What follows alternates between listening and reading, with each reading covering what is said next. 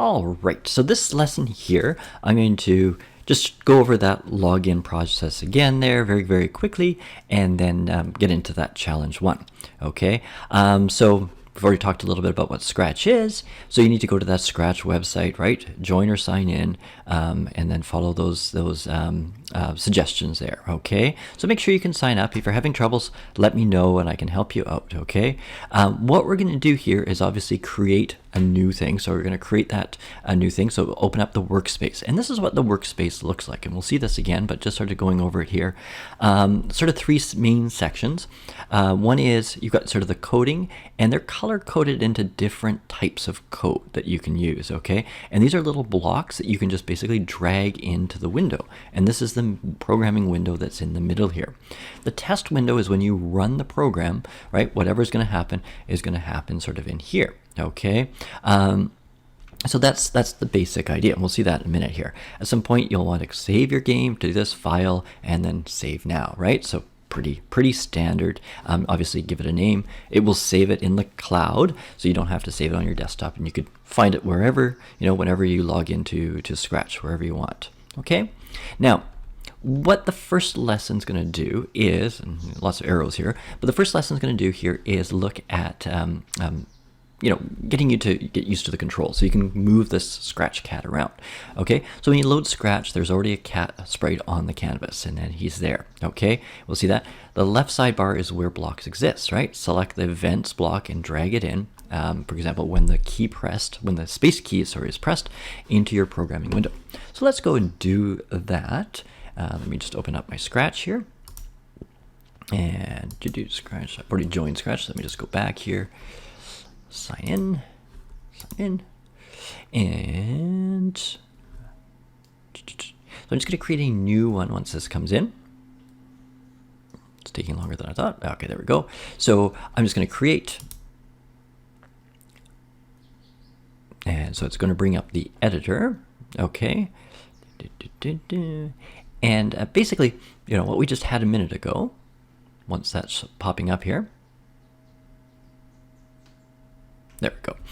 Here we are, right? So these are our windows. Now, just going by sort of the instructions there, I'm just going to pop them up on the side. Okay, so that I can see it. Oops, not that one. Just a second here. There we go. All right. So like I said, on the left sidebar, okay, we're going to find the when the key pressed. So what I want to do, and that is an event, so I have to change it. It's not a motion. So go down to event here. So when the space bar or space key is pressed, and I just started drag that into the window, okay? From there, I can get it to do something. So we're going to do on the motion, and we're going to get it to basically move steps, okay? And what they'll do is when I get that motion, so move 10 steps, they're like little puzzle pieces. And so you can even see there is this little outdent, right? And then the indent here. And when I get them close, you can see they almost want to snap together. And they do, okay? They actually pull together. So even if I've got it far away, it won't. But as I get closer, at a certain point, it will automatically snap into that. Yeah, so that's sort of the basic idea. And then what I can do is come in here, hit the play. Okay, so this should be where it starts. Now it said here, when I press the space key, it should move 10 steps. So let's just see if I press the space key. Now it was a little hard to see. He did move 10 steps. Okay, now just to make it a little bit more obvious, let's make that 50 steps. I think we'll still be okay. Hit play again. And then hit the spacebar. Now he moved more. Okay, so that was obviously moving over 50 steps. What you'll notice here is that there are locations. So if I wanted to just reset it back to 0, 0, where he originally was, I can set that. There's the x-axis and the y-axis. So just like in math, you've got your horizontal axis, which is your x, and then your y-axis, which is your up and down or your vertical. And like I said, you could actually move it manually in here if you want. So if I go negative 50, it's actually going to move down. If I go, whoops, clicked on the wrong thing there. If I go positive 50, right, it moves up. Okay, but if you need to reset it, really simple, just reset it right on that. Somehow I moved this, got rid of that. Good. So that is your idea, okay? Now, obviously these, like I showed you with the steps, these are changeable. You can come into here and these are changeable as well. So you can see any key I can use. So I could use the up arrow, right arrow, whatever. So I'm going to check it to the right arrow. That would make more sense. And if I hit play and I press the right arrow once, it moves. If I press it again, right, because this code is going to run and run and run, it's always looking for that keyboard input. And so in this case, he's moving to the right.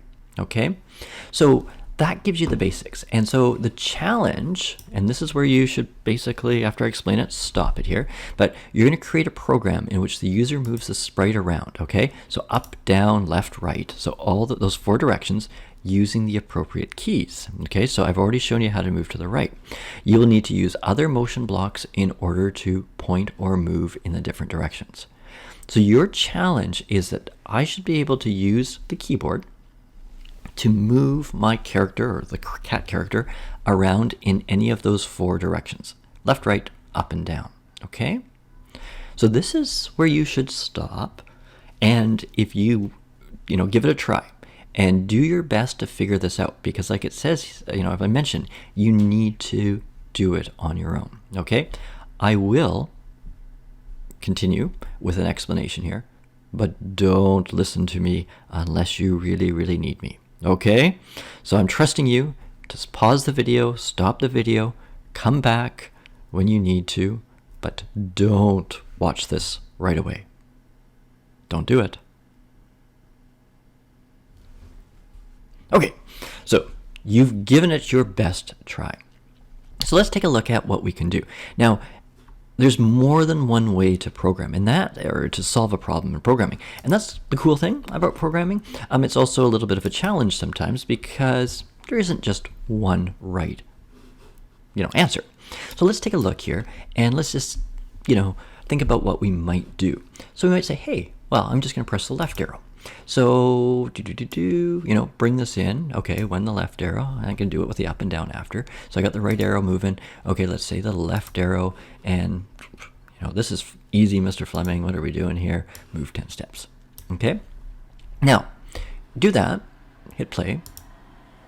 Okay, so if I move it, press the right arrow again. Yeah, he moves 10 steps, and I can see, right? He's moving 10 steps. Well, I'm gonna move the left arrow. He's still moving 10 steps. Okay, so there is a little bit of an issue because, right, he's still going in that, in the same direction. And that's because that's exactly what the code is saying. It just says, when the left arrow is pressed, move 10 steps. There's no difference between these two. Just because we're pressing the left and right arrow, the computer doesn't know that you want to go in the opposite direction. And that's the biggest thing with coding. You've got to be the word is sort of explicit. You've got to explain to the computer's dumb, right, exactly what you want to have done. So what we'll do here is basically, I'll show you a little trick. We can change the direction. So I'm going to pull that off, so I can just pull it away. And in here, I can point in a direction. So if I take this out and put it in, and this here I can be changed, and in actual fact, it makes it easy for you. So you can actually see which direction it's pointing to. So these are degrees. So I could get it to say, hey, point in the other direction. So now the cat's facing in the other direction. Plop that back in there. So let's just set this back to 0. Okay. I am going to hit play. And of course, just making sure, right arrow still works fine. Now let's go left arrow. Okay, he's upside down, but he is moving in the right way. Not bad. Okay, so that's one solution, right? Now, you might want to figure out how can I make sure my cat isn't hanging upside down because it doesn't look too good. But what we've done there is made sure. Now, notice here though, if I go back here and right click now, my right click is messed up. Okay, so you'd have to think about solving that because really what this is doing is moving, 10 steps in the direction that he's facing. So you might have to modify this. Now, thinking about it in a different way, like I said, there's always multiple ways to do these. So let me just, I'll just delete these. So I can just click on them and delete. I think you can, maybe not. Okay, I'm just gonna get rid of all this. Okay, and let's go back, recenter him. We can rotate him as well. So I think that would be 90. There we go. Okay, so what we'll do is do it a different way. And I'm going to move them up this time. So what I'm going to do is events, Bring this in here, and I'm going to use the up arrow. And I want to solve it in a different way. And I kind of alluded to it. I sort of mentioned something about the x and y axis. And of course, you always, math class, when am I going to use the math? You're going to use the math right here. X and y coordinates are basically how anything works in a two-dimensional space. So if you're doing game design, anything like that, web design, it's 2D perhaps, and you're going to do that. If you're doing 3D, so 3D games, 3D modeling, you're going to add x, y, and z, and that gives you that depth. Scratch, pretty basic. We're just got 2 dimensions, so we don't have to worry about that third dimension. But the key thing is notice as we were pressing, we were changing the x value. So if I go back to motion, I believe, there is, change the x by and change the y by. So watch. Okay, so if I'm wanting to go up in this case, I want to change the y-axis. So what I'm going to do here is grab change y by a certain number. Okay, so if I change y by 10 and I hit play, so this is sort of with the up arrow. That was easy. Okay, I didn't have to change the direction of the character. I just got it to change by y.